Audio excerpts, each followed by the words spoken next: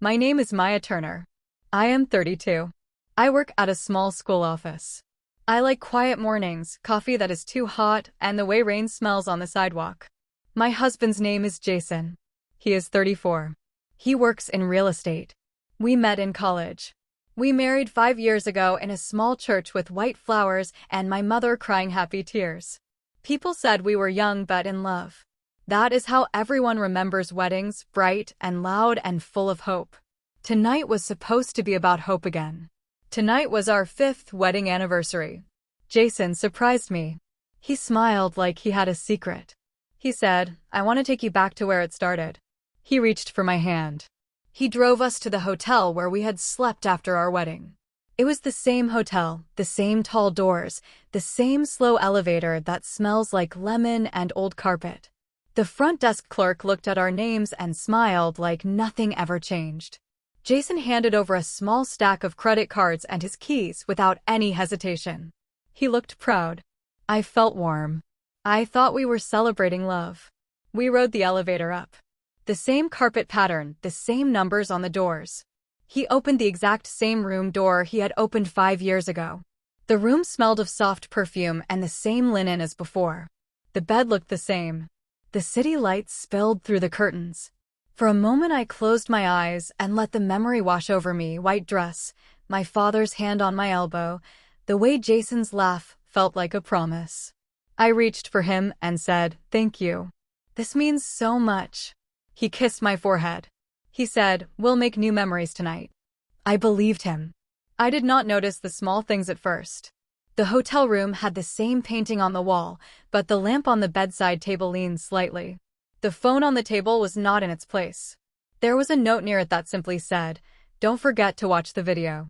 My mouth felt dry. I laughed because the note sounded like a joke. Jason must have slipped it there for me to see, I thought. He loved small theatrics. He always liked to surprise me with silly clues. I told myself I was being silly. I told myself to be happy. Then I saw Jason's phone. It was face down on the bed. His wallet was on the dresser. His keys lay by the lamp. It looked normal.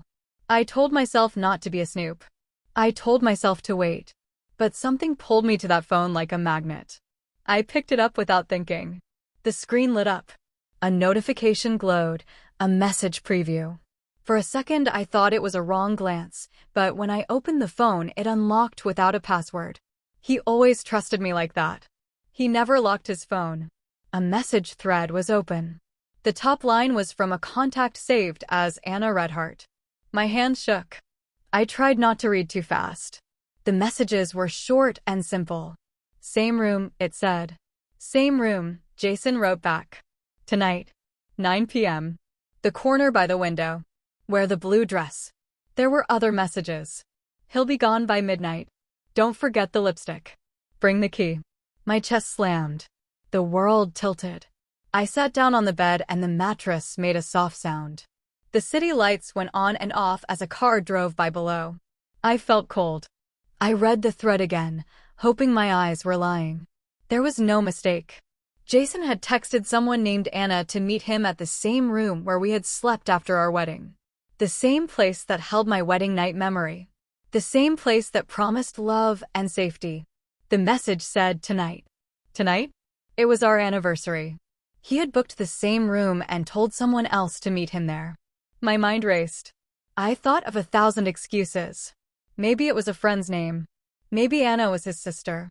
Maybe they worked on a surprise together. My heart clung to any explanation. I set the phone down and told myself I would ask him in a calm voice. I told myself to breathe. I told myself not to jump to the worst. But my hands were not steady. I kept looking at the messages.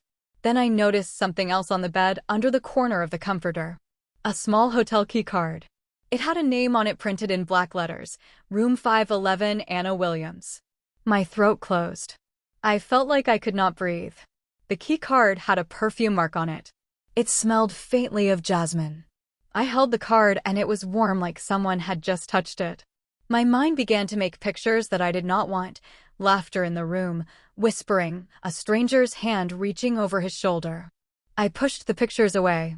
I tried to be fair. I wanted to be kind. But my stomach hurt like falling. I put the phone back and tried to steady my breathing. The note near the phone, "Don't forget to watch the video," suddenly made a heavy sound. What video? I told myself it had to be nothing. Maybe Jason wanted to show me a video of our wedding. Maybe he had made a funny video of our friends. But why would a note say that in that way? Why the key card with the other name? Memories from the past months drifted into the room like dust. Jason had been busy with work. He came home late. He missed dinner sometimes. He said it was a big deal, a deal he had to close. He hugged me each morning, but his eyes seemed farther away. I had whispered to myself that husbands can get tired. I told myself to be patient. I made him his favorite meals. I left little notes on his mirror that said, "Good luck, love." He had told me he loved me every day, but love felt like a word he said because that is what people say. I thought about our wedding night again. I tried to remember the small things, the song we danced to in the empty church hallway, the way rain had started as we walked to the taxi, the joke he told that made my sister laugh so hard she almost spilled her champagne. I held to those small bright things like a child clinging to a blanket. But there was now a dark thread in the middle, something that loosened the pattern.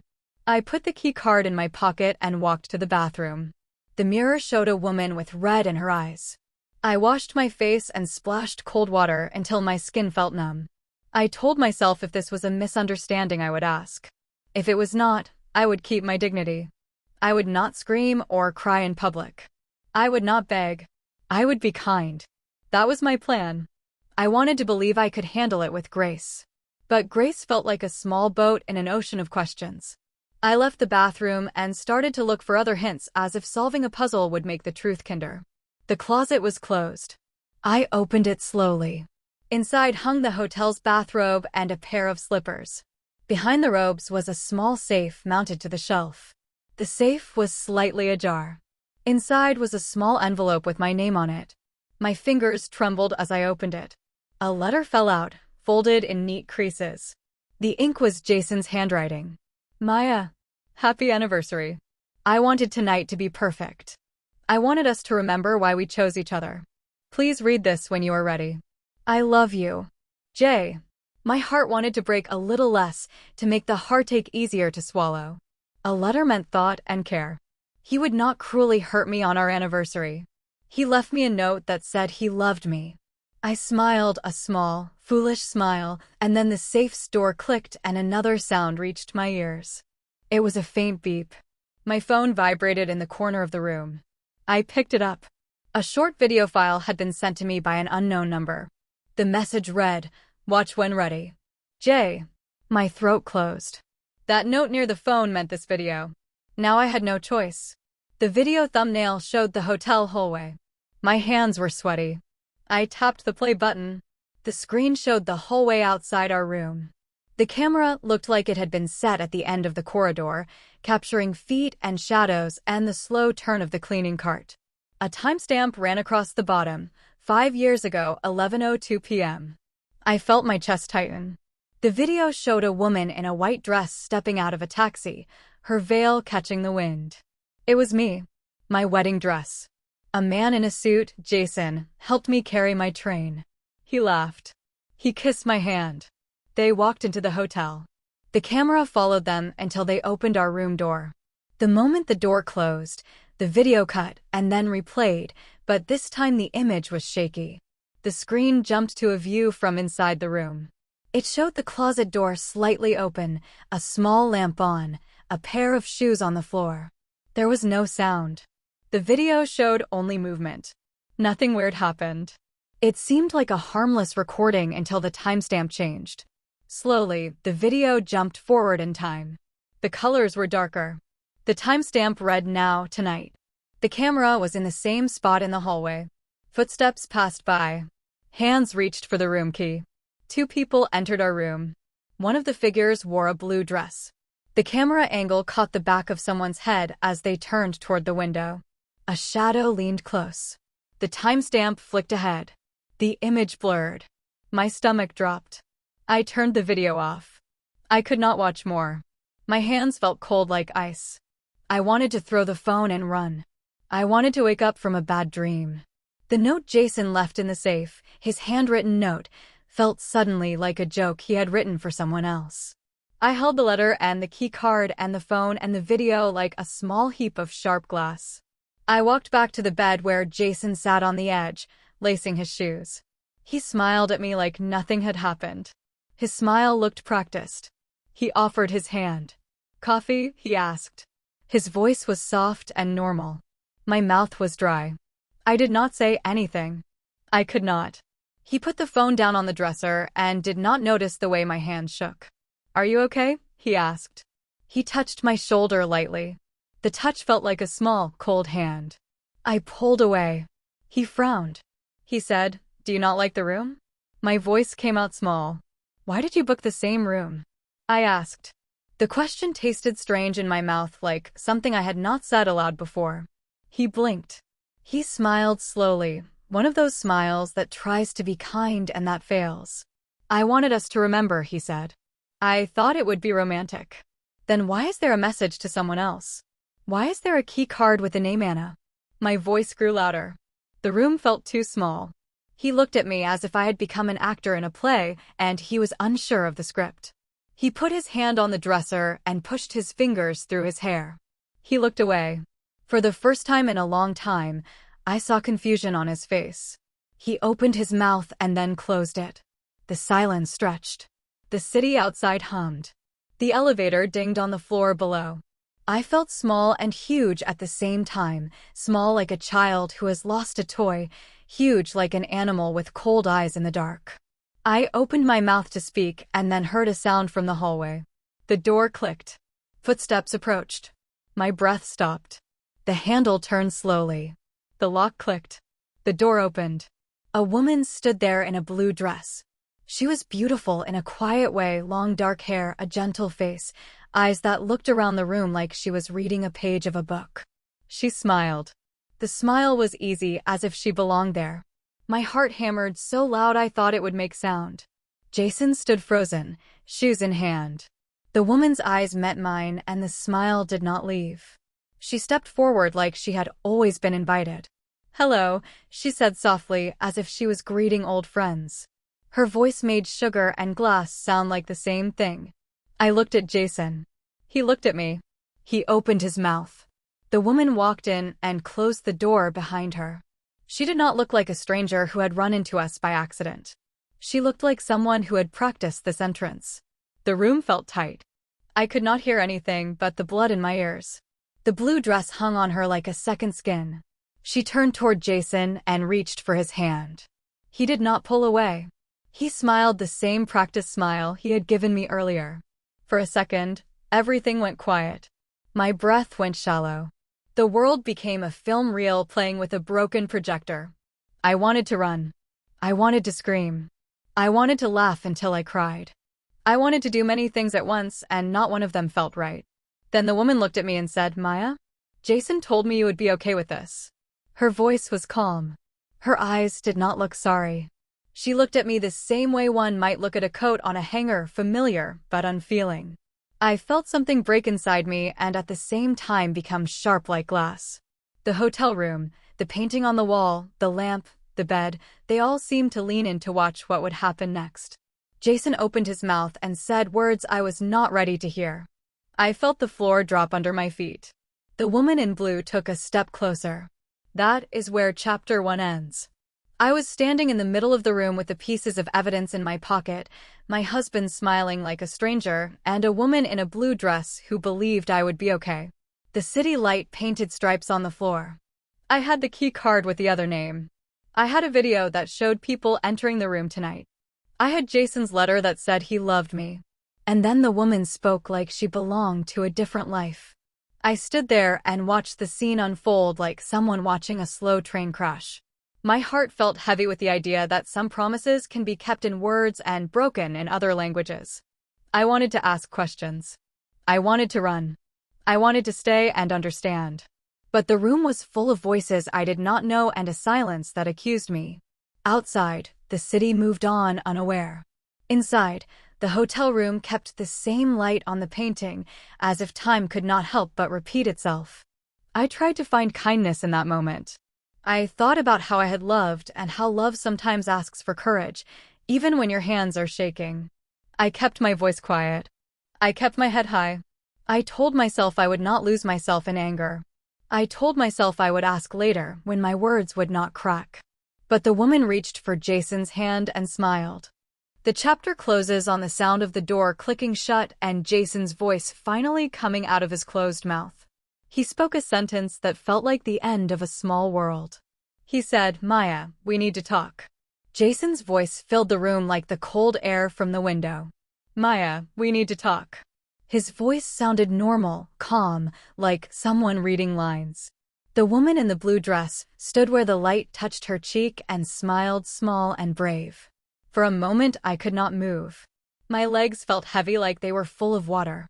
The city outside went on living cars, lights, footsteps, but inside the room time had stopped.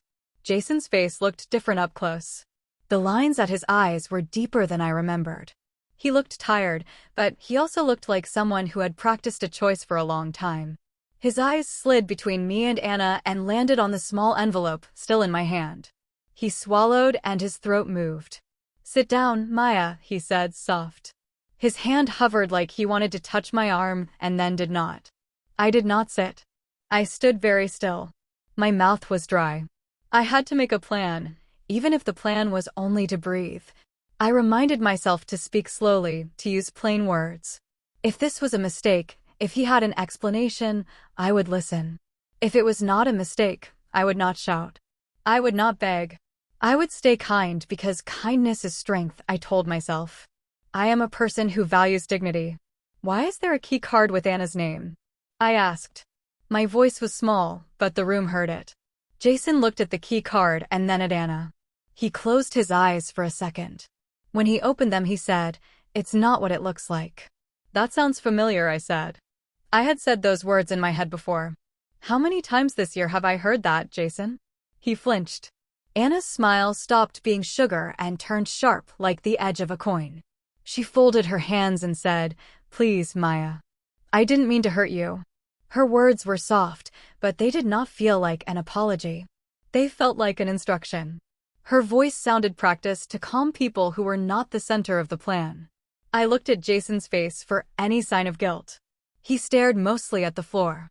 There was a quiet that held its breath. Then I heard the small beep of the TV in the corner waking up. It was a number 511 that matched the room and the key card. The TV was on the hotel input screen. I felt a cold knot form at my ribs. My hand closed around the envelope until the paper creased a little. "Why is the TV on?" I asked. I moved toward the dresser where the remote sat. My fingers found it and my thumb hit the power button. The screen showed the hotel's network menu and then, as if someone had a hand on the remote, the screen switched to a single video file. Its title read, Maya_tonight.mp4. Everything in the room moved slower, like when someone plays a song on slow speed and your head can feel each beat. I did not want to watch, but my eyes were drawn like a moth to a light. Jason's voice shook a little when he said, "I didn't want you to see it like this." He sounded small, like someone who had been caught with a secret and could no longer hide behind jokes. I pressed play. The video began with the hallway camera view I had seen earlier. It went on for a few seconds and then cut inside the room where the image was fuzzy but clear enough. For a beat, I could see my own wedding dress again, like something borrowed from another life. Then the picture changed to things I did not want to see: hands, soft touches, laughter with faces turned away from the camera. The timestamp flicked across the corner and counted months backward like a clock unwinding. Faces I could not fully see leaned close. There were nights shown under this same ceiling, the same lamp, the same painting. Sometimes there was a shadow covering part of a face, so I could not tell who it was. But sometimes the camera showed a hand I knew, Jason's hand, holding someone else's. The world around me kept going, but inside I felt a slow cracking like ice warming under sun. I turned away and tried to breathe. The bed felt too wide. My palms started to sweat. I could imagine the other woman in the blue dress in those same frames. I could imagine Jason's voice in other rooms whispering different promises. My stomach dropped like a stone. "This is a setup," Jason said suddenly. His voice had a sharp edge now. He put his hands into his pockets as if holding himself together. Maya, listen. Anna and I never meant for you to find out like this. I wanted to tell you, but I didn't know how. Tell me what? I asked. The 4 words were small, but they were heavy. They pulled thought like gravity pulls rain. He stopped. He looked like someone trying to thread a needle with his eyes closed. I met Anna months ago. I told her I was unhappy. I thought somehow things would be different. But I am the one who failed to be honest. Anna stepped forward and her voice sounded steady. We are not trying to hurt you, Maya. Jason and I, we love each other. We wanted to be honest. We planned to talk to you together, but he couldn't find the words. So he said tonight. He wanted us to be together where the memory started and then talk. He thought it would be cleaner. Cleaner? My cheeks burned. You planned this? On our 5th anniversary? You thought bringing your girlfriend into our wedding room was cleaner. Jason flinched like my words hit him. He put his face in his hands for a second and then looked up. I thought if we were honest, you would understand. Understand? I said. I am supposed to understand that you booked the same room we slept in after our wedding so you could meet someone else there? You are asking me for understanding. Anna breathed in like someone about to climb a rope. Maybe not now, she said. But I don't want to be the villain. I don't want more secrets. For a moment, I watched them both. They seemed like 2 people who had rehearsed over and over in the mirror. I felt like I was the only thing in the room that had not been practiced. I thought of our marriage, the mornings we spent in the small kitchen, the sick days when he made me soup, the times I covered for him when work was hard. I thought of how I had loved him with small steady acts, with lunches packed in Tupperware, and notes stuck on the bathroom mirror. Why the video? I asked. Why show me months of footage instead of talking to me? Jason blinked and his face changed. It was like watching a shadow slide over a painting. It was Anna's idea at first, he said. She wanted to gather proof. She said she was worried about people not believing her. We made mistakes. But we didn't mean for you to be hurt. You made mistakes, I repeated. The words fell like stones into a quiet pool. Ripples spread out. Why did you make me the last to know? He did not answer right away. Instead, he looked toward the dresser and the small safe that had been open. My fingers still had the envelope. Inside, I found another note folded with a receipt from the hotel. The receipt showed dates and times, several nights booked, times I did not know about. My eyes skimmed the paper and stopped on names typed in the small print. Jason Turner, room 511, repeated several times. My heart pounded so hard I could hear it in my ears. I thought of all the nights he said he was at work. I thought of the dinners I ate alone waiting for him to call. I felt the color drain from my cheeks. I backed away until the dresser stopped me. My foot brushed against something on the floor. It was a small hotel card with writing. On the back, in ink that looked like it had been written hurriedly, was a note. For Maya, watch till the end. I wanted to throw everything. I wanted to rip things up and burn them. I wanted to scream until my throat went raw. Instead, I did something quieter but harder. I walked into the bathroom and shut the door. The small room held the cool light and the sound of the city like a thin drum. I stood over the sink and stared at my face in the mirror. My eyes looked red and tired. I pinched my hands until the skin hurt. Pain sometimes made you feel real. I wanted to feel real. In the bathroom, I replayed moments like old songs. I had laughed when he told jokes at parties. I had held his hand when planes were delayed. I had trusted him in ways you only trust the person who shares your pillow. How did all those small acts become invisible? I dried my face and went back to the room. The video was paused at a frame that showed Anna and Jason from behind near the window. They looked like strangers in my life who had stolen a scene. My feet felt like cotton. The TV screen seemed far away, like something I used to watch as a child. Why don't you leave? Anna said suddenly. Her voice was quiet, but the words were sharp. If you're so hurt, why stay here and make this worse? Her words were like a challenge. I remembered my mother's voice saying, sometimes it's better to leave a bad table than to fight a lost battle. That was not my mother's voice now. This felt mean and small. I am not going to beg, I said. I am not going to make a spectacle. Jason looked at me like I had thrown an unexpected step into a dance. Maya, please, he said. We can sit down and talk. Before he could finish, the doorbell to the room chimed. It rang once, then again. The sound cut through the heavy air like a bell in fog. Everyone in the room froze. The hotel door had a peephole and a lock and a small chain, and yet the sound kept ringing like a code. Who would ring? Anna asked, her smile gone. Jason moved to the door and looked through the peephole. His face changed, a small tremor of something I could not name crossed it. "It's security," he said in a voice that did not sound like his own. He looked at me, and for the first time I saw fear there, not the practiced kind. "Security," I repeated. "Yes." The knock came again, louder.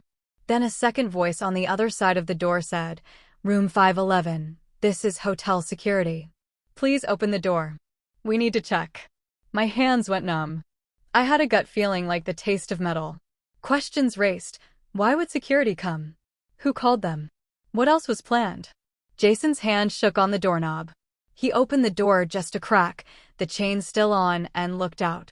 Two men in uniforms stood in the hallway, faces plain and serious. One of them held a folder.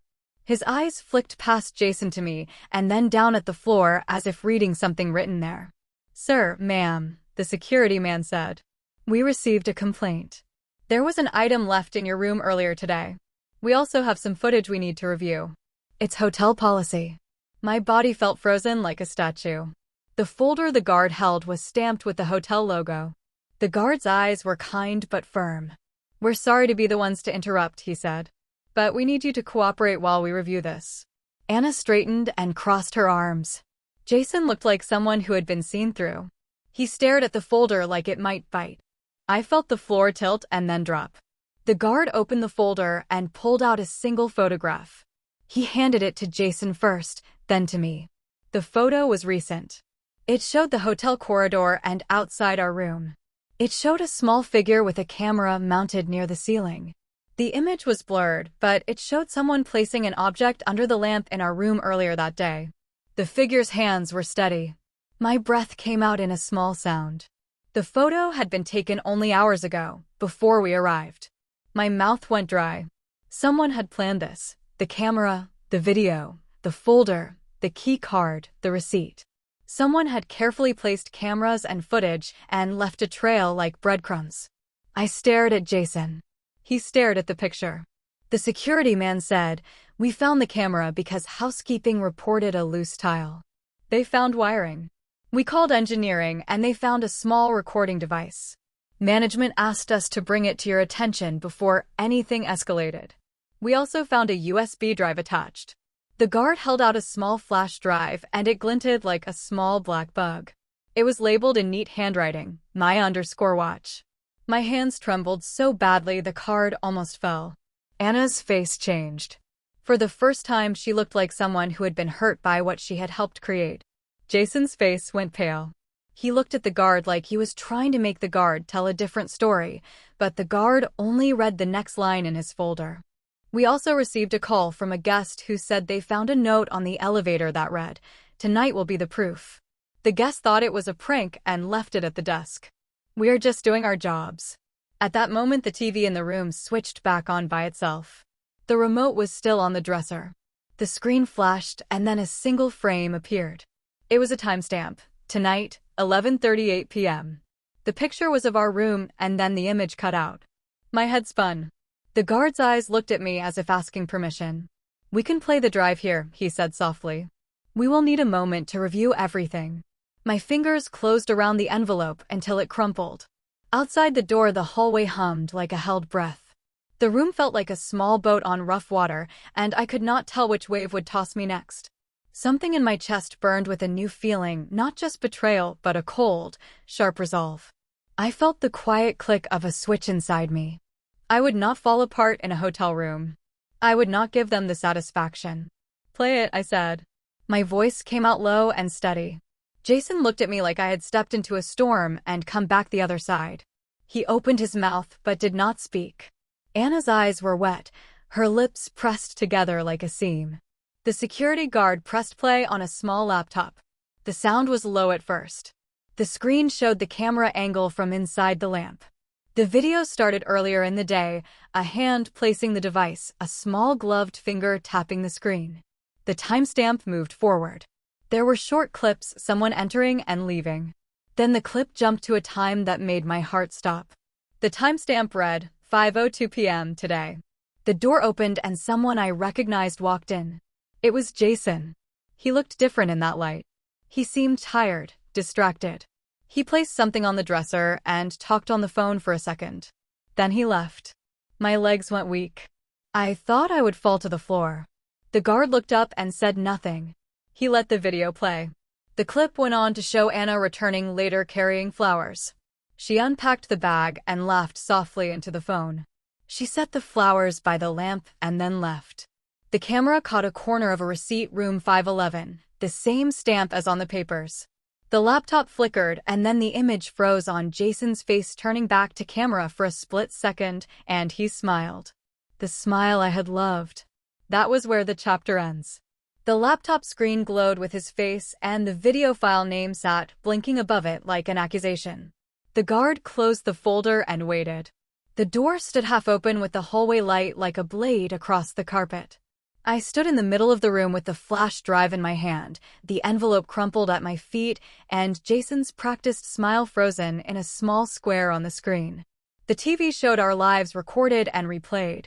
Outside, the hotel hummed like nothing had happened. Inside, my heart began to beat slow and steady, planning what would come next.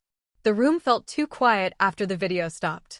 The laptop screen stayed frozen on Jason's half-turned face, caught in a frame he could never explain away.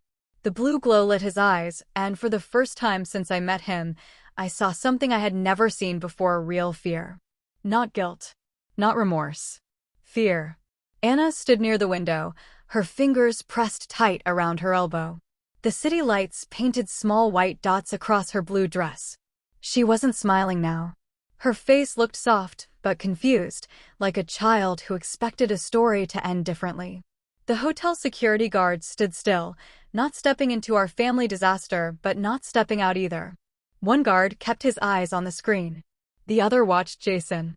"Sir," the guard said slowly, "we're obligated to review all cases involving unauthorized recordings on hotel property. We will need to speak with you privately." Jason's jaw tightened. "I didn't record anything," he said. His voice cracked just once. The guard did not argue. He only lifted the flash drive that had been labeled my_watch. It was small, light, ordinary, but it felt heavier than everything else in the room. Everyone's eyes followed it like it was a key to something darker. I took a slow breath, my chest tight. Everything inside me felt like it had been stretched thin, but not broken. Not yet. I kept my voice steady. "Can I see the rest of the footage?" Jason's head snapped up. "Maya, no. You don't need to." "I wasn't asking you," I said. The words came out sharper than I intended, but clean. Like something I had saved for a moment that finally arrived. Anna lifted her chin. "Maybe we should all calm down." "Calm down," I repeated. "You walked into my anniversary room. You held his hand. And you told me I'd be okay with this. Why should I calm down for you?" Anna looked away. The guard inserted the flash drive into the laptop. The file list popped up. There was only one video, labeled in the same neat handwriting. 511_final_proof. My stomach tightened. Final. That word felt like a blade pressed lightly into skin. Jason opened his mouth. "Maya." I didn't look at him. "Play it." The guard hesitated for a moment, then clicked. The video opened with the hallway from earlier, our hallway, room 511, glowing under the soft yellow hotel bulbs. For the first few seconds, nothing happened. A housekeeping cart rolled by. A bellboy walked past with towels. Then the timestamp changed. 2:47 p.m. The footage showed Jason entering the hallway alone, wearing the same shirt he had on earlier today. He stopped in front of our room, looked around, then took something from his pocket. A key. He slipped inside. The video cut to the inside perspective. The tiny camera hidden in the lamp recorded him entering the room, pacing, whispering to himself. He looked nervous, uneasy. Not like a man excited for a secret lover. More like someone running late for a difficult exam. He walked to the mirror and stared at himself. Then he pulled out his phone and dialed someone. His voice was faint but clear enough to hear through the guard's speakers. Hey, I'm here. A pause. No. She doesn't suspect anything. Another pause. Yes. I'm sure. She needs to see it. A longer pause. It'll hurt her, but she needs to know the truth. The room shifted around me like the floor had tilted again. My fingers tightened around the edge of the dresser. Jason's voice on the video came again. Yeah. Once she sees it, she'll divorce me. That's the point. That's the point. The screen became blurry for a moment. My breath froze in my throat. I turned and looked at Jason. He went pale. His lips pressed into a thin line. He reached out toward me like someone reaching through fire. Maya, please. Don't, I whispered. My heart wasn't beating fast anymore. It beat slow. Hurtful. Heavy. The next part of the video showed Jason placing the envelope, the one he left for me, into the safe. He stared at it for a long moment, then he whispered, "You deserve better." His voice cracked with something that sounded like regret or exhaustion. He wiped his face with both hands. "I'm sorry," he said to no one. "She deserves to know everything." Then he left the room. The video cut again. Timestamp, 3:56 p.m. The door opened. Anna entered. She looked around the room like it was familiar, but not comfortable. She did not smile. She did not play with her hair. She walked straight to the window and stared out. Then her phone rang. "Is everything ready?" she asked. A muffled voice responded. "No," she said, annoyed. "I don't want to be here when she arrives." Jason said she needed to see everything alone. That was the plan. My eyebrows pulled together. Plan? Alone? Anna paced the room. "I don't know why he wants to do it like this," she said. "He said she's too kind, and that he owes her honesty. After what he did. After everything." I blinked. After what he did. Before I could process that, the video shifted again. Timestamp, 11 minutes before we arrived. Anna re-entered the room. She carried flowers. She set them down. She looked shaken. She checked the safe again. Then she left in a hurry. Then the screen went black. For a moment, no one spoke. Even the guards looked unsure of what they had seen. I felt my heart pound slow and heavy, like it was pushing through water. "Jason," I whispered, "what is going on?" He ran his hands through his hair. "Maya, I didn't cheat on you." Anna nodded. "It's true." I laughed, short, sharp, unbelieving. "Are you both insane?" "I saw texts. I saw the key card. I saw videos of you with someone in this room." Jason shook his head quickly. "Those videos, they were staged." I froze. "What?" He stepped toward me. The guard gently raised a hand, signaling him not to move too close. Jason stopped, swallowed, and said, "Someone has been blackmailing me." My heart dropped. "What?" I whispered. "For months," he said quietly. "I didn't want to tell you. I thought I could fix it. Someone was threatening to send edited videos and messages to you, to my boss, to my clients. They told me they would destroy everything if I didn't cooperate." Anna stepped forward slightly. "I'm not his girlfriend, Maya. She paused, like the words were heavy. "I'm the whistleblower who found the blackmail files." "What?" My mouth opened, but no sound came out. "I pretended to be the woman they said he was involved with," she said gently.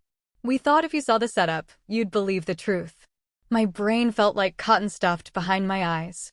"Then why did you act like? "Because someone else was watching," she said. "We didn't know when the blackmailer would show up.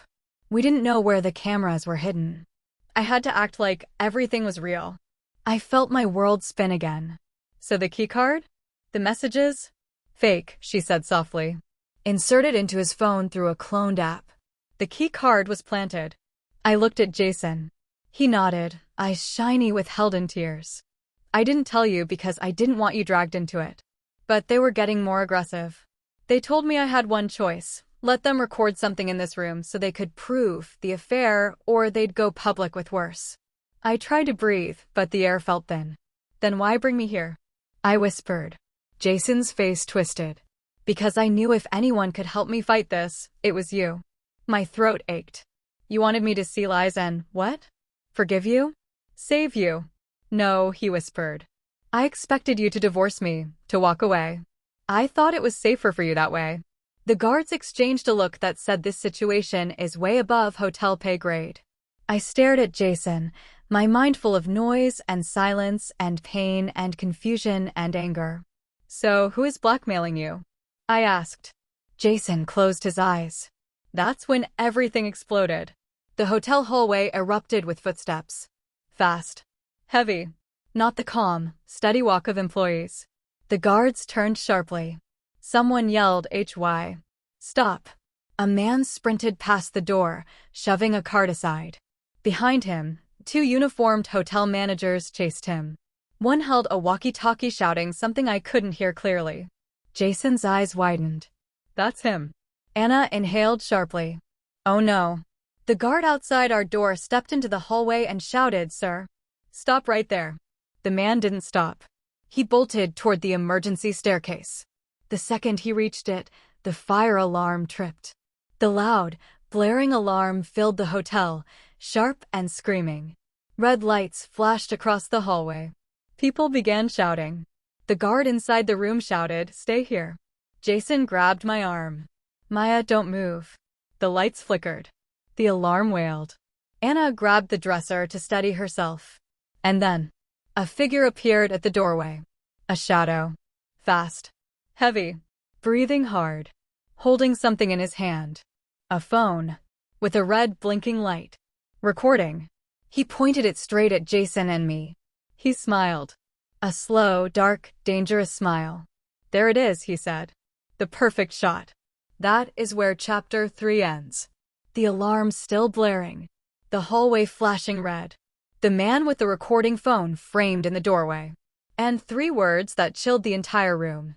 The perfect shot. The man's shadow stretched across the doorway like a dark stain on the carpet. The fire alarm kept screaming above us, red lights flashing against his face in sharp, broken slices. His smile didn't match the chaos behind him. It was slow, confident, almost joyful, like he had just caught something he'd been chasing for years. His phone was pointed straight at us. A tiny red dot blinked at the top of the screen. Recording. Jason stepped in front of me without thinking. His voice dropped low. Turn the camera off. The man laughed, a short, dry laugh that scratched at the walls.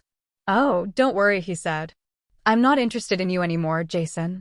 I've already got everything I need from you. Tonight is about her. Every muscle in my body tightened. Me? I whispered. He tilted the phone slightly toward me, like someone adjusting a lens. You're the missing piece, he said. The audience loves a broken wife. I felt my heart stop for one long, painful second. Anna stepped forward, her voice steady. You need to leave. Now. The man barely looked at her. Oh, Anna, he said, still pretending to be the moral one. But this was your idea too, remember? You played your part perfectly. Anna froze.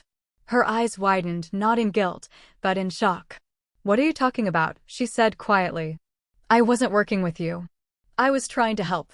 He shook his head, amused. Help? You have no idea what game you walked into. The guard at the door rushed forward. Sir, drop the phone and step away from the room. The man stepped back. Not scared, just annoyed. You don't understand. I'm not the bad guy here. I just document the truth. Jason clenched his fists. You've been blackmailing me for months. You destroyed my reputation. You tried to end my marriage. Your marriage ended long before I got here. The man spat. I didn't break it. I just filmed it breaking. The guard moved another step. Sir, I need you to hand me the phone. Before he could finish, the man turned and sprinted down the hallway. HY, the guard yelled, taking off after him. The second guard rushed forward and shut the hotel door, locking it. The alarm continued blaring outside. People were shouting. Doors slammed. Feet pounded up and down the stairs. We were trapped in a box of red light and noise and secrets. Jason swallowed hard. Maya, listen to me. Whatever he told you, whatever he showed you, it was all part of a setup. My voice was barely a whisper. What setup? I still don't understand who he is. Anna stepped closer, her fingers trembling for the first time since I met her. He's not just a blackmailer, she said. He's a content thief. He finds people with money or public-facing jobs, then he creates fake scandals and leaks them online. He uses edited footage to destroy reputations. I stared at her. Why? For money, she said. Always money. He sells stories. He makes drama look real. Jason nodded slowly. He targeted me through a coworker's hacked phone. At first, it was just emails. Threats. Then he demanded money. Then, he started sending videos. My breath caught in my throat. The videos of you in this room. Fake, Jason said, swallowing hard. I swear, Maya. Deepfake technology. Edited footage. I never touched anyone else. I never stepped foot in this room except today. My head spun. Part of me wanted to believe him. Part of me couldn't. Because pain makes you doubt. Anna spoke again, softer now. He wanted you to see the videos. The texts. The key card. He wanted your reaction. He records reactions. He sells them. The more emotional, the better.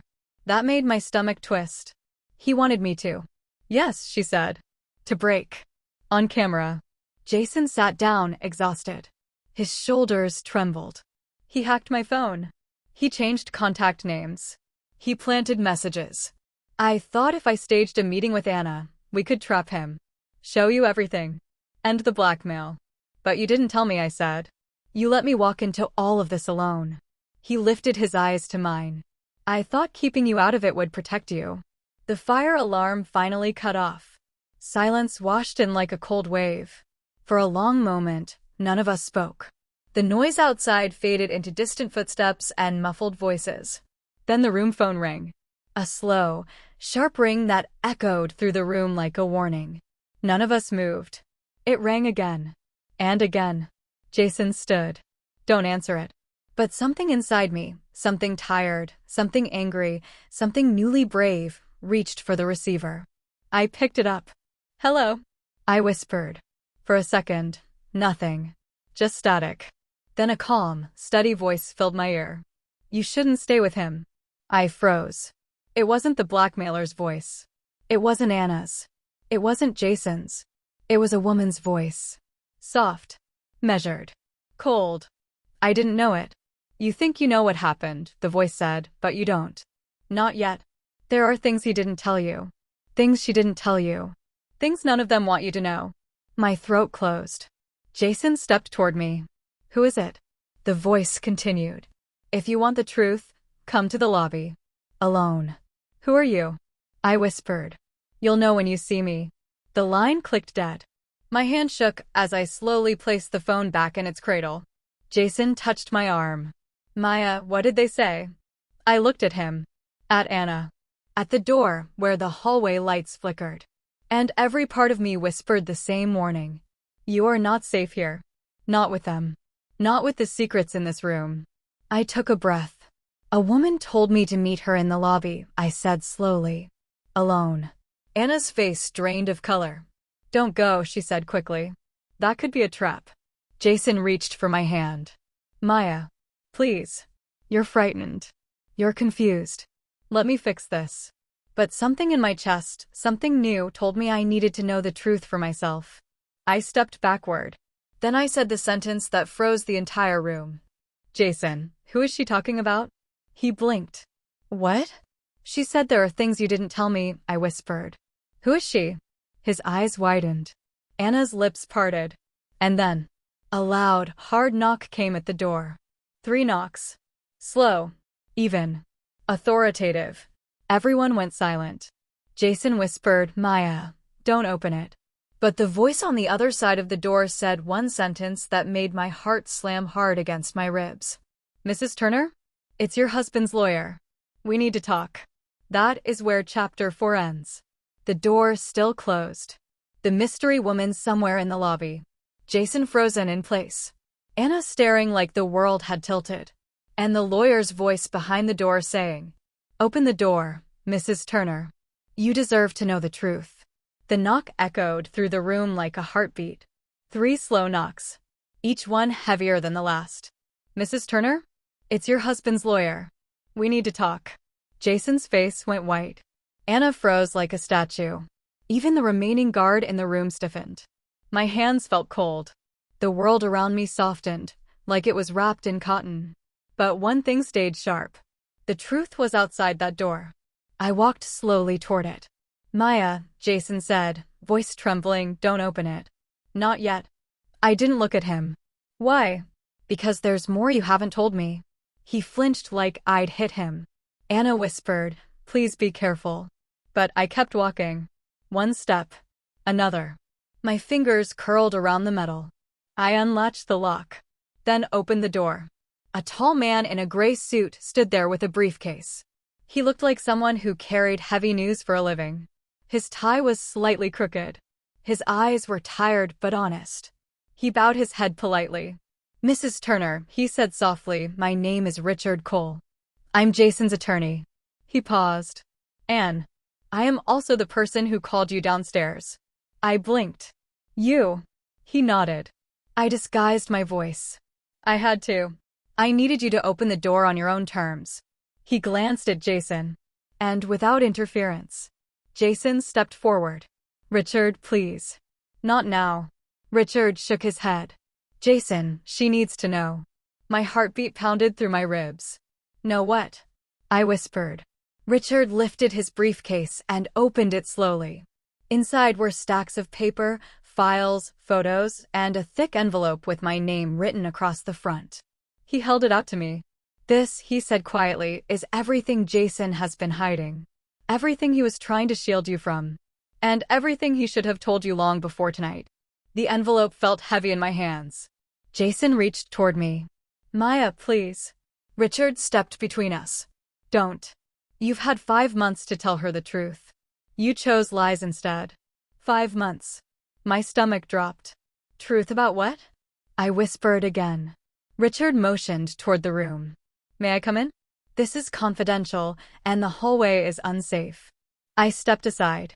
He walked in. Jason paced, running a hand through his hair. Anna stood near the window, hands clenched. The guard remained by the door. Richard sat at the table and opened the envelope. Maya, he said gently, you deserve to hear this clearly. He slid out a photograph and placed it face down on the table. This is not about cheating, he said. It's about money, fraud, identity theft, and a man who has been running from something bigger than you ever knew. I swallowed hard. Fraud? Identity theft? Jason? I whispered. Jason sat down slowly, head in his hands. Richard continued. Months ago, Jason's firm discovered that company money was disappearing in small amounts. At first, they thought it was a glitch. Then an internal audit found something worse. Someone was using Jason's login credentials to access client accounts. I glanced at Jason. His shoulders were shaking. He went to the police, Richard said. He did the right thing. He sighed. But then the blackmailer found out. My breath caught. He threatened Jason, Richard said. Threatened to frame him. Threatened to leak fake footage, like the videos you saw.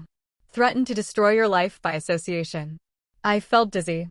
He told Jason, Richard went on, that if he didn't cooperate, he would end up in prison. And you would lose everything, your job, your home, even your reputation. Jason lifted his head, eyes glossy. I wanted to protect you, he said. I didn't cheat. I swear I never cheated. I didn't tell you because I was terrified. I thought the less you knew, the safer you were. Richard slid the face-down photo toward me. Before you look at this, he said kindly, I want you to understand Jason didn't betray your marriage. He betrayed himself trying to shield you. I turned the photo over. It felt like the air left my body. It wasn't a woman in a blue dress. It wasn't someone in his office. It was a man, the blackmailer, sitting at a computer, surrounded by screens showing fake video edits. Timestamps. Code. Face-swapping software. Jason whispered, he made those videos. He made them all. My hands trembled. But the messages? I asked. The keycard? The receipts? Richard nodded. All planted. All fakes. All part of a plan to break you emotionally, because emotional videos sell. Anna spoke softly. That's why I got involved. I work in digital forensics. I found traces of the deepfake signatures in the footage he sent. Jason asked for help. I pretended to be part of the plan to keep the blackmailer from knowing we were onto him. I stared at them both, every part of me shaking, not from fear but from heartbreak and relief and something else. The quiet return of my self-worth. Jason stood slowly. Maya, I know I failed you. Not by cheating, but by lying, by hiding things, by letting you drown in pain you didn't deserve. I thought I was being noble. I was wrong. My eyes burned. He took a step toward me. I love you, he said. I never stopped. But if you want a divorce, I won't fight you. I deserve that. Richard nodded in agreement. You do, he said. The guard stepped forward suddenly, speaking into his radio. We've apprehended the suspect, he said. Blackmailer is in custody. My heart thudded. They caught him.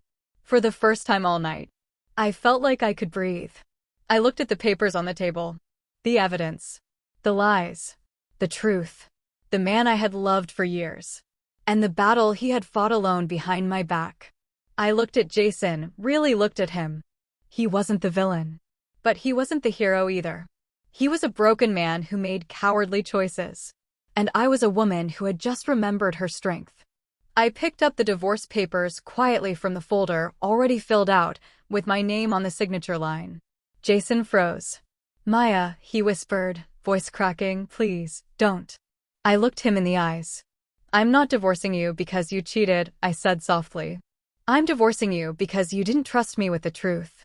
He sank into the chair like the weight of the world had crushed him. I walked to the door. Richard nodded respectfully. You're making a strong choice, he said. You deserve peace. Anna whispered, I'm sorry for everything. I didn't look back. I stepped into the hallway, walked toward the elevator, and pressed the button. As the doors slid shut, I whispered to myself. Tonight wasn't the end of my life. It was the end of my silence. And as the elevator carried me down, away from the lies, the blackmail, the heartbreak, and the man who loved me wrong, I felt something I hadn't felt in months. Freedom.